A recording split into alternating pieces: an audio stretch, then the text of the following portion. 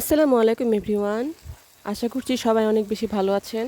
আমরাও আপনাদের দোয়াতে অনেক বেশি ভালো আছি। তো নতুন একটি রান্নার ভিডিও নিয়ে চলে আসলাম। তো রেগুলার ভিডিও তেমন দেওয়াই হচ্ছে না, বিশেষ করে লং ভিডিও। তো ভাবলাম আপনাদের সাথে আজকের এই ভিডিওটি শেয়ার করি। তো এই তো দেখতে পাচ্ছেন আমি রান্না বসিয়ে দিয়েছি দুপুরের জন্য। আজকে রান্না করব আয়ের মাছ ভুনা। এখানে আমি অলরেডি মশলা কষিয়ে নিচ্ছি। এখানে প্রথমে পেঁয়াজ কাঁচামরিচ লাল করে ভেজে সামান্য পানি দিয়ে তার মধ্যে আদা রসুন হলুদ মরিচ লবণ যা যা মশলা লাগে, ও হ্যাঁ, গরম মশলাটা জরুরি। ভুনা রেসিপিতে গরম মশলাটাই মেন, দিয়ে ভালো করে পানি দিয়ে কষিয়ে নিচ্ছি। আর এই যে দেখুন, এখানে আয়ের মাছগুলো ভেজে রেখেছি, সামান্য একটু লবণ হলুদ এবং গুঁড়ামরিচ দিয়ে ভেজে রেখেছি। তো এই তো আমার কষানো শেষে এবার মাছগুলো দিয়ে দিলাম। এখন মাছের সাথে কিছুক্ষণ কষিয়ে সামান্য পানি দিয়ে রান্নাটা করে ফেলবো। মশলার সাথে ভালো করে মাছগুলো একটু মিশিয়ে নিচ্ছি।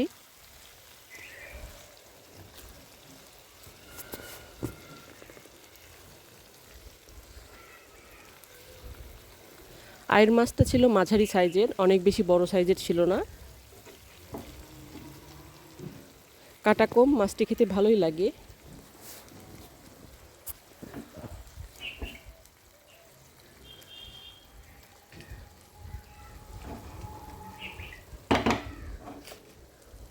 এখন এটা কম আছে, কিছুক্ষণ মশলার সাথে ভালো করে কষিয়ে নিচ্ছি।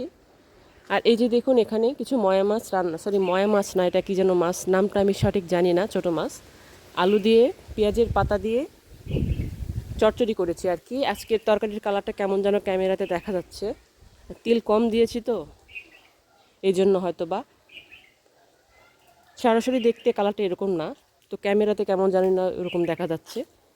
আর এই যে কিছু গরুর মাংস ছিল, গতকালকে গরুর মাংস রান্না হয়েছিল, সেখান থেকে কিছু ছিল আর কি, বেশি করে রান্না করেছিলাম।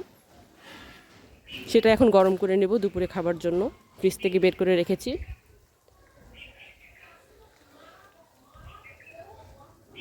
আর আমার ছেলেমেয়েরা তো মাংস খেতে অনেক বেশি পছন্দ করে।